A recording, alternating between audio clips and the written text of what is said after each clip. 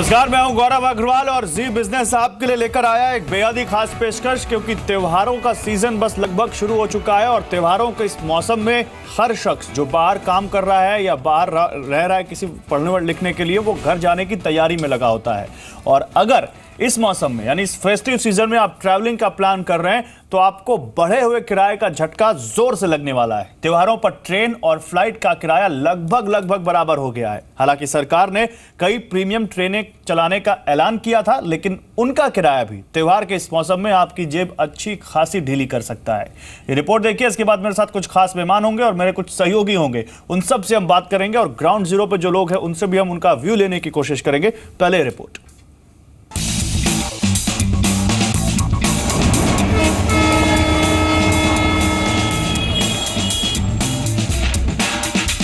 अगले महीने से अगर आप त्योहारों के मौसम में सफर करना चाह रहे हैं तो आपके लिए ये सफर महंगा साबित होने वाला है।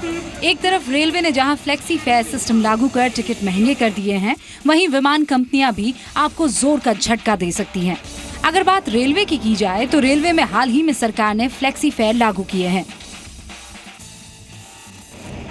हालांकि रेलवे का कहना है कि उसे इससे 500 करोड़ की अतिरिक्त आय होगी, लेकिन सवाल ये है कि कहीं रेलवे की यात्री प्लेन में शिफ्ट ना हो जाए। राजधानी, दुरंतो और शताब्दी के 2 AC के किराए अब हवाई टिकटों के निकट पहुंच गए हैं। हालांकि ऐसे में 3 AC के यात्री बढ़ सकते हैं, लेकिन 2 AC में नुकसान हो सकता है, क्योंकि 2 AC के किराए और प्लेन के किराए में ज्यादा अंतर नहीं रह गया है।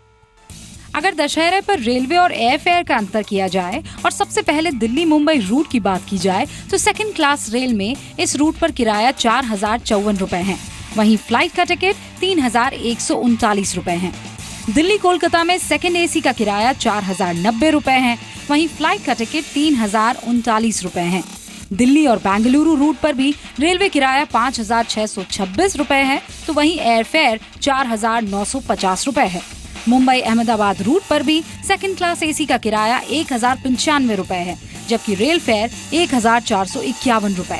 मुंबई गोवा रूट पर सेकंड क्लास AC का किराया 1535 रुपए, वहीं फ्लाइट का टिकट 1871 रुपए है।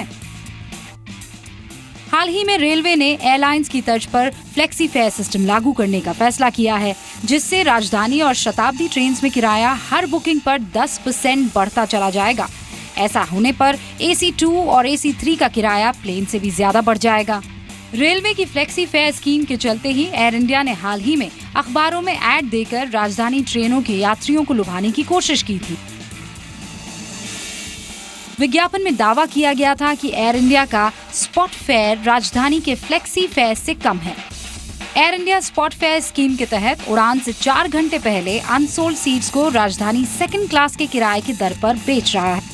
दुर्गा पूजा, दशहरा, दिवाली पर रेलवे मंत्रालय अतिरिक्त ट्रेनें भी चलाएगा, लेकिन इसके साथ ही आपको तत्काल प्रीमियम फ्लेक्सी फेयर सिस्टम का सामना करना पड़ेगा, जिससे टिकट तो मिल जाएगी, लेकिन हो सकता है कि टिकट की कीमत एयर फेयर से ज्यादा हो।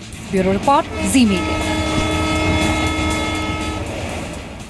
तो इस त्योहारी सीजन में लगभग बराबर हो गया है ट्रेन और हवाई जहाज का किराया। और सवाल यह है कि ट्रेन जो मिडिल क्लास या लोअर क्लास की लाइफलाइन जानी जाती थी, वो भी अब मिडिल क्लास की जेब पर या आम आदमी की जेब पर जोर की चोट कर रही है। मेरे साथ इस पर बात करने के लिए कुछ खास मेहमान हैं। मोहम्मद जमशेद हैं, member railway traffic board. Jitendra Bhargava हैं, एविएशन एक्सपर्ट। अश्विनी कक्कड़ हैं, executive vice chairman Mercury Travels. और मेरे 2 सहयोगी, मेरे सहयोगी समीर दीक्षित नई दिल्ली से और मेरे सहयोगी केतन अहमदाबाद से मेरे साथ जुड़ रहे हैं।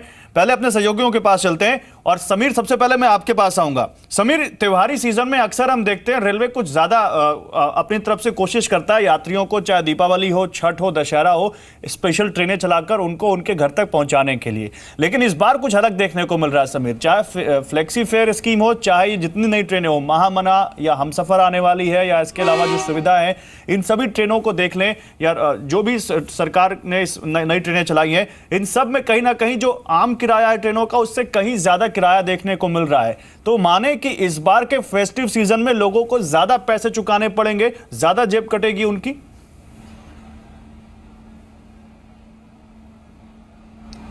देखिए गौरव, सीधे से रेलवे ने रेल मंत्री ने अपने बजट में भी इस बात की घोषणा करी थी कि देखिए, अगर आपको अतिरिक्त सुविधाएं चाहिए हैं या फिर रेलवे कोई विशेष ट्रेन लेकर आती है जिसमें सुविधाएं ज्यादा होंगी, उसके लिए आपको अपनी जेब से ज्यादा खर्च करना होगा। और ये धीरे धीरे आपने देखा कि महामना हो या गतिमान हो, और आने वाली हमसफर और तेजस ट्रेन, इस पे इस फॉर्मूले को लागू किया जाएगा। यानी कि सर्विसेज या पैसेंजर यूजर फ्रेंडली जो सर्विसेज हैं वो ज्यादा होंगे, लेकिन आपको उसके बदले में ज्यादा पैसे खर्च करने होंगे।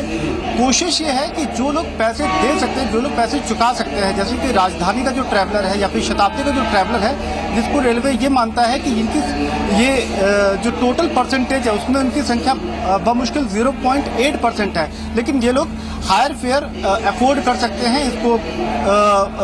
यही वजह है कि इन्होंने रेलवे ने फ्लेक्सी फेयर सिस्टम और बाकी की ट्रेन में अपनी किराए बढ़ाए हैं, और कोशिश ये की है कि यात्री किराए का जो सेगमेंट है उससे अपनी झोली को और भरा जा सके। ठीक जी, ठीक है, आप मेरे साथ रहिए। मेरे साथ केतन भी है, उनसे भी हम पूछेंगे कि लोगों को कितना पच रहा है, लेकिन उससे पहले मेरे साथ मोहम्मद जमशेद है, मेंबर रेलवे ट्रैफिक बोर्ड, उनसे पूछते हैं।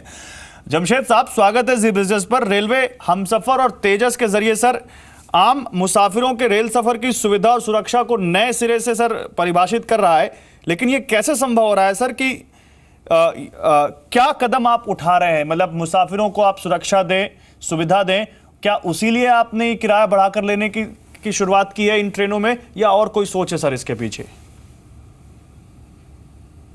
और जैसा कि आपको मालूम है, रेल बजट में इस बार नई तरह की नई ब्रांड ऑफ ट्रेन्स के बारे में माननीय रेल मंत्री ने घोषणाएं करी थी, जिसमें से तेजस ब्रांड की ट्रेन्स चलेंगी जो कि इंटरसिटी होंगी और शॉर्ट डिस्टेंस पे होंगी।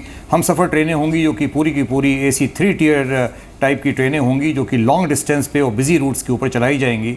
उसी तरह से दीनदयालु कोचेस थी उसमें, और उदय पैटर्न की ट्रेन थी जो कि डबल डेकर ट्रेन्स हैं।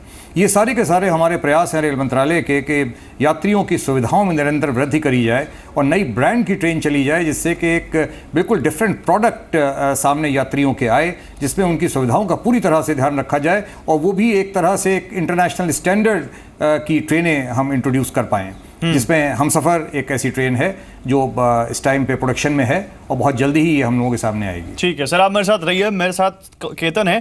केतन, जल्दी से एक रिएक्शन जरा बताइए। आप वहाँ अहमदाबाद स्टेशन पर खड़े हैं, आप लोगों से बात कर रहे हैं, आप लोगों से पूछिए क्या लोग वाकई तैयार हैं ये बढ़ा हुआ किराया देने के लिए, या लोगों को लगता है कि नहीं पैसा ज़्यादा जा रहा है लेकिन जो वादे किए गए थे सुविधाओं के वो वादे नहीं पूरे हो रहे? उनका क्या मानना है, जरा उनसे पूछिए जल्दी से।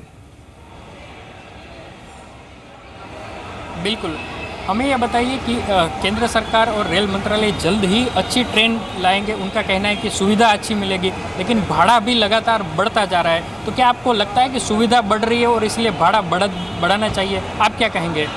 नहीं सर, मैं कहना चाहूँगा कि जिस हिसाब से किराया बढ़ रहा है उसके हिसाब से सुविधा नहीं मिल रहा है।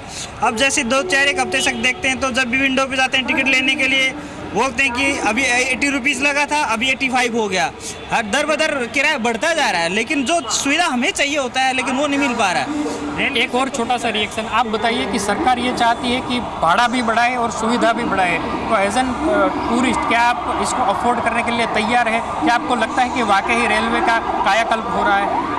चाहने में और करने में बहुत अंतर है। बोलने में अच्छे दिनों की सरकार बोलकर ये नारा दे के मोदी सरकार हिंदुस्तान में आई, जो कॉमन आदमी, एक आम आदमी के रिच में इंडियन रेलवेज था वो भी दूर होता जा रहा है। किराया रेलवे लगातार बढ़ाती जा रही है, वहीं सुविधाओं के नाम पर बढ़ा रही है, पर सुविधाएं नहीं बढ़ रही है। स्वच्छता का अभियान चल रहा है। ठीक है, समझ में आ गया केतन, लोग क्या सोच रहे हैं ये समझ में आ गया केतन। मैं आपके पास आऊंगा।